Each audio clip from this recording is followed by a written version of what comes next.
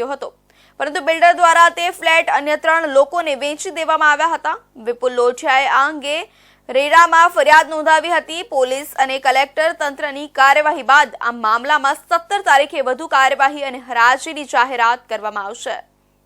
Rajkot collector તંત્ર action મોડમાં જોવા મળ્યું હતું અને બિલ્ડરના 2 ફ્લેટ જપ્ત કરવામાં આવ્યા હતા।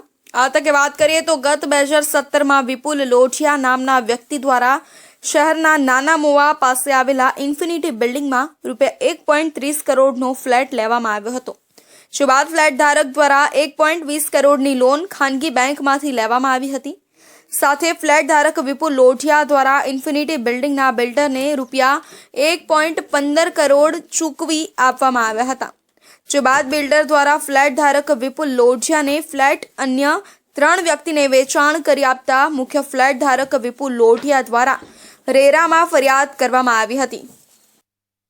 મારા વિસ્તારની અંદર આવેલા નાના મહુવા ગામમાં વિપુલ કુમાર જગજીવનભાઈ લોઢિયા વગેરેએ ધીરેન અમૃતલાલ ઘોરડા નામના શખ્સ પાસેથી ઇન્ફિનિટી હાઉસ નામના બિલ્ડિંગમાં ફ્લેટ વેચાણથી રાખેલો હતો। એ અંગેનું ₹1.28 કરોડ જેવી કિંમતનું સાટાખત પણ બંનેની વચ્ચે થયેલું હતું। ત્યાર પછી કોઈ પણ કારણસર જે બિલ્ડર છે ધીરેન અમૃતલાલ ધોરડા એને મુદત હરોળમાં બિલ્ડિંગ પણ ન આપ્યું કે એ ફ્લેટ પણ બીજા 2-3 વ્યક્તિને વેચી દીધા હતા।